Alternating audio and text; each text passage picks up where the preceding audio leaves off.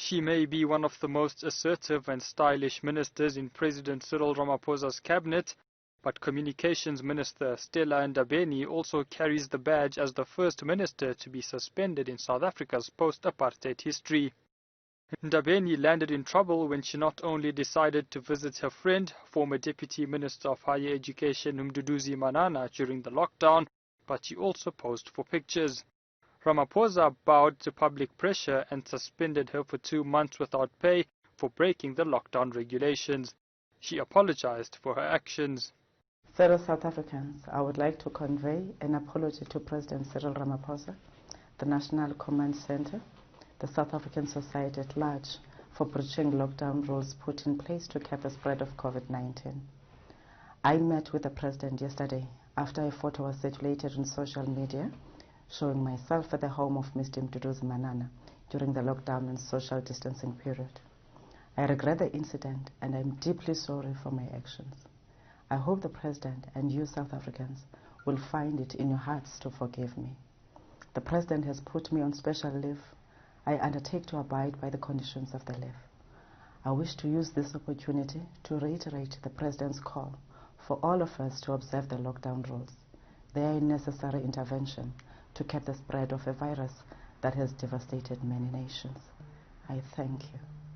Again in April, Transport Minister Fikile Mbalula held a press conference at a Noord Street taxi rank in Johannesburg where hundreds of people gathered to watch the spectacle in defiance of the rule against public gatherings. He walked away with no more than the rebuke of opposition parties. But in July, he again found himself in the middle of another controversy when he attended the homecoming ceremony of the remains of late anti-apartheid activist Andrew Mlangeni. Mbalula was joined by other ANC leaders as they received the coffin outside Mlangeni's Soweto home with hundreds of locals in attendance. The Transport Minister defended their actions. The reality of the matter is that we were less than 10, led by the TG. And indeed, when the coffin arrived, I think we were all here, people moved forward.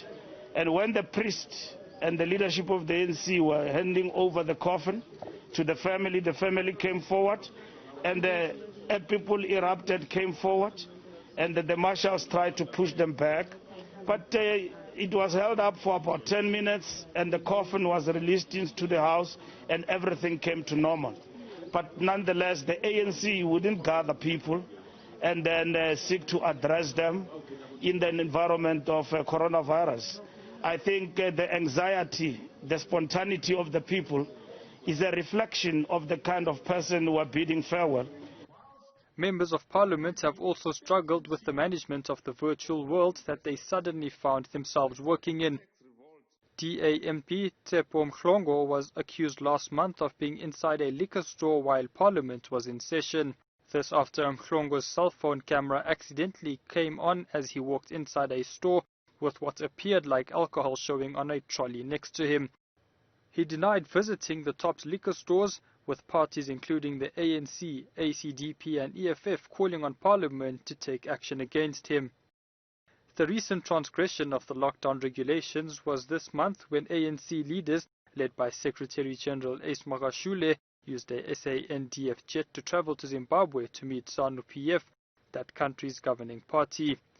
Not only did they break lockdown regulations, but the Defense Minister Nosiviwe Mapisa-Nqakula was also on the flight as to explain why she ferried ANC leaders on a state plane. The ANC has committed to pay the cost of its leaders' flight to Zimbabwe. With international borders opening and flights resuming from midnight, not only will our politicians be able to fly to their destinations of choice, they can also have lunch or a tipple without having to explain themselves.